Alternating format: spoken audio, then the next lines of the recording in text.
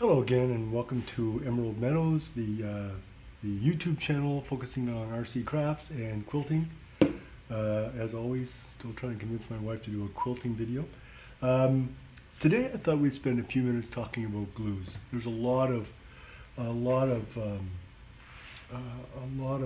RC modeling channels out there with a lot of great tips. The one thing that I find very confusing is what's the right glue to use, when to use it. I'm not an expert, but I'll tell you what I do and what I've found has worked. I don't deal in balsa. I deal in foam models only, just for the durability. I find that I can do very quick field repairs with CA glue, and I find that that's what worked best for me. So let's start by talking about the glues that I use in my modeling. The one thing I use is basically Wellbond non-toxic white glue. Great sturdy glue. The issue with the Wellbond is that it takes a long time to dry. But once it does dry, it's solid as a rock. A lot of weight to it, so you have to be careful that if you're using this in a large amount, it does add a lot of weight to your craft. However, in my my Archon series, I use the Wellbond to glue the fuselages together. The other glue that I use a lot is the CA. This is the bottles from Hobby King. This is great for field repairs. It's fast. I use the accelerant when I'm out in the field, and with the accelerant I can pretty much get a wing reattached in a few seconds. The one thing you have to do is, they say it's instant bond. Not really. With the accelerant, keep a hold of the products, hold them together, or tape them together if you can, for at least 5 minutes, 10 minutes, but after that you'll be up in the air again. The other product I use a lot with foam is the Gorilla Glue. White is preferable, but it's hard to get and it's more expensive. So Gorilla Glue is like the Wellbond. This is stronger.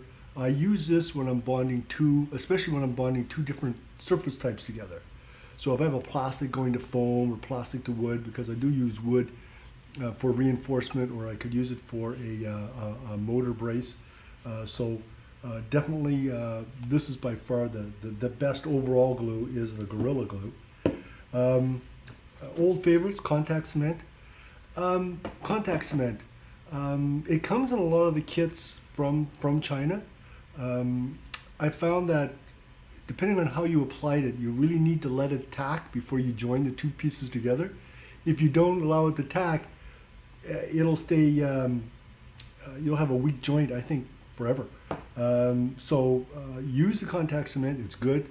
But make sure that you allow the two surfaces that you're going to use to tack for sufficient time before you put them together. Bond them. In all cases, for foam, you need to secure your products together. Even with the CA, like I said, tape it down. Here I use clamps. This I use clamps. This, get it tacky, put it together. And last but not least is 5-minute epoxy. I use the epoxy, especially where I need bulk. Mix it together for like if we have two for the tail sections, for the vertical and horizontal stabilizers, where you have a real small joint. I find that I can use the 5-minute epoxy to kind of build it up, to give it strength on both sides. I've also used it on a profile plane where the edges of foam are right on each other, and then I can use the epoxy down both sides to give the model strength. So all these glues have their application. My favorite, I guess, is the Gorilla Glue. I tend to use that more than anything else. But all glues have their place. I use the contact cement less because of the drying time and because you need to really know what you're doing to make sure that you get the right amount of tack. So with the Gorilla Glue, a little tip: what makes it bond quickly is a little bit of water. I know. I have a little misting bottle, so when I have two surfaces, I put the Gorilla Glue on one surface, mist the other side with water, again my wife's toolkit, put them together, and this is like a great great glue.